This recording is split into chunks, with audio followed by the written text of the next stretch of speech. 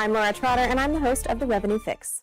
We've just passed the No Surprises Act in 2022. It's poorly understood by so many providers, and they are missing these opportunities to arbitrate underpaid claims because they're afraid of the overhead associated with that arbitrations process. So by knowing that in and out, and by having workflows that are bespoke around supporting that process, that is how we maximize revenue.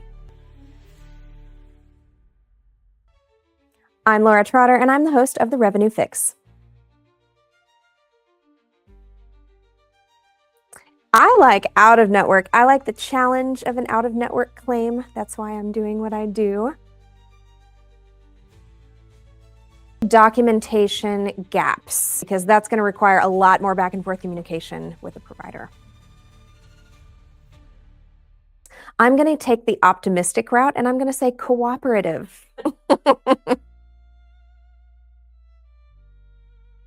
I've been tracking, when I was working in denials management a few years ago, these payer trends over time. And I noticed that especially with the major commercial payers, and this is before the No Surprises Act passed, the major commercial payers were paying less per claim. And so every once in a while you'd get like one really odd high payment, or they paid full bill charges or something, but that happened less and less frequency. And so I started tracking different measures of central tendency and noticed that the median amount was sharply decreasing from 2018, 2019, 2020, and then COVID happened, of course. And that made everything just completely unpredictable. There were just delays all over the place because of short staffing and COVID issues. So in the landscape post-COVID, just as we're getting used to some of these issues, that's when the No Surprises Act passed and all of these protections were put in place. So we didn't have to deal with those median low payments anymore, and we had that recourse put in place. That was a very, very tough season for small to mid-size companies that are doing out-of-network services and in-network settings, but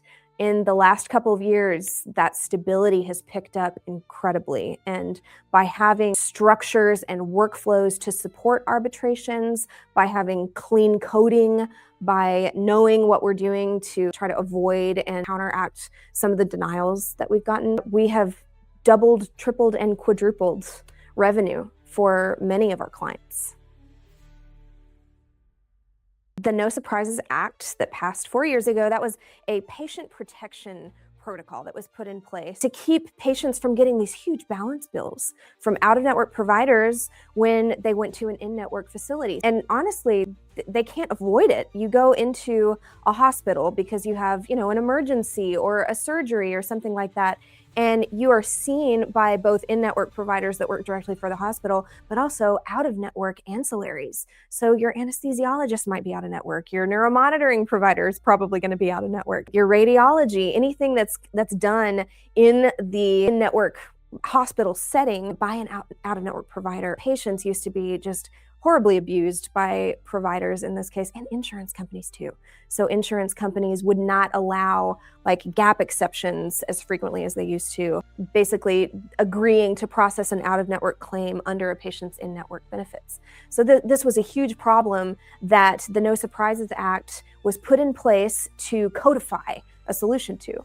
So the No Surprises Act, with all that background information, it was put in place to give insurance companies guidelines on what should be processed under in-network benefits during extenuating circumstances, how to price those claims, and it gave providers a bunch of guidelines on what their options were in making sure they didn't balance bill any patients, no out-of-network bills to patients in that circumstance, and it gave them recourse to fight against insurance companies for inappropriate denials and underpayments for that out-of-network situation. For providers' benefit, if you are an out-of-network provider billing in an in-network setting, you can leverage those No Surprise Act protections to your claims processing to make sure that you're not going to get any out-of-network processing from those commercial insurance plans. When they price it, they're going to price it according to the average in-network amount for that service, but then you can push back on that. You can say, hey, this amount is too low. I'm going to demand more. Let's negotiate. And the insurance company has to negotiate with you or be pushed into an arbitration setting. So to arbitrate a claim, it's generally advised you work with an arbitrations group or an attorney. We've worked with a lot of them ourselves. We have great recommendations for that. And we do some in-house. We have great experience with that as well. But to arbitrate a claim, you send it out to an entity and they decide who has the most reasonable offer on the table. So there's going to be some costs associated with that, but they're set up to be contingency costs. So I mean, you're gonna pay some upfront, but the overall amount that you'll collect from that is just going to make it worth it. So it's just way better to use those protections. What I can speak to is for patients of Apex. So any client that uses Apex IONM Solutions as their billing company can count on having a patient-first experience here. So when patients call and they have questions or they received an EOB saying their claim was denied or something like that, we are always eager to help walk them through the process and say, hey, here's what's happening to your claim. We're not going to bill you an out-of-network balance ever. We're not going to burden you with things that are denied that you shouldn't have to pay for. We're going to appeal it all the way to the max. We're going to arbitrate it. We're going to take it to attorneys. We're going to make sure that this gets processed for you on your behalf. And we're not going to take advantage of patients. Does that mean that patients aren't going to get a bill? Absolutely not. We will bill compliantly to protect our providers and our clients to make sure that they're not going to be upside down with an insurance company for, failing to do something correctly. We take it very seriously. You're going to have some differences with like government plans where there is a fixed price structure, and then you've got your commercial plans. Those commercial plans really like to pay some multiplier or, fraction of Medicare rates. They usually set their qualified payment amount, their kind of average in-network rate that they're supposed to be paying at that Medicare multiplier, sometimes as low as like 80% of Medicare rates. So that is just not enough to keep anybody in business. So for those commercial plans, of course, we leverage those No Surprise Act protections. And we are going to push to negotiate and we're going to push to arbitrate. And we've got an incredible success record with working through that. If a payer is going to come in and pay, 80% of Medicare rates and we push it through arbitrations, depending on the types of cases, if you get a good spine case, if you get a good, brain or vascular case, you could wind up arbitrating for something like $17,000, sometimes more for a case like that. To get into like higher levels of billing for your general, like, hey, I'm a billing specialist and I want to work my way up in a field. It's so much better to spread out your knowledge. So get more into business finance, that side of revenue cycle management, and not just like, oh, I bill claims and follow up on denial. The biggest thing for me was turning it more into a big picture, like how do you run a business? What are the financial implications of a long cash flow process? Working with clients directly was really helpful in pushing my mindset to be like, okay, what are the actual expenses that we're trying to mitigate here? And how do you keep that margin in a healthy place while you're trying to grow? So learning that was very helpful for me to get to where I am in billing.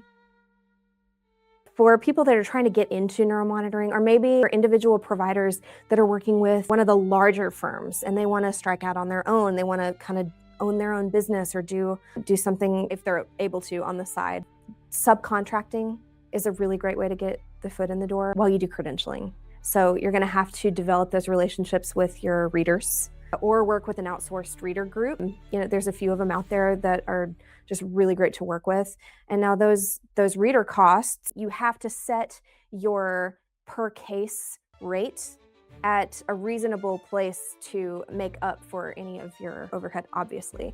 Be prepared to keep it at that level for at least the first few months, because once you get through credentialing with insurance companies, like just getting set up, not contracting, obviously you're not going in network, but credentialing. So getting set up with like a provider profile for your new company with the major insurance companies. And that takes a few months. There's no way to do that quickly. So you'll want to work with a qualified credentialer. I want to emphasize that this is different from hospital credentialing. Insurance credentialing is a very different process that unfortunately uses the same word, but it does take some time. It takes a few months, and then you can bill out claims. Now that claims process, like, you're not going to get paid the second you send that claim out. It's going to take some time to get an initial payment, and then the arbitrations process can take several months after that. So if you're looking to get those, big giant thousands and thousands of dollars for a really good case, you are going to have to be patient and have something going on the side to keep your doors open while you wait for those big payments to start rolling in. And then just have a strategy. Have a strategy prepared for what you're going to do once the big dollars come in, and can, mitigate whatever losses you incurred earlier in the year so that you can use that to scale.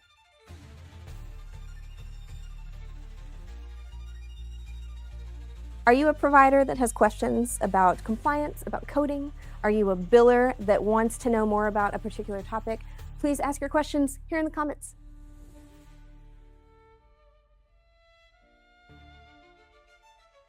Thank you for listening. I'm your host, Laura Trotter, with The Revenue Fix. See us on Facebook, Instagram, TikTok, and wherever you get your podcasts.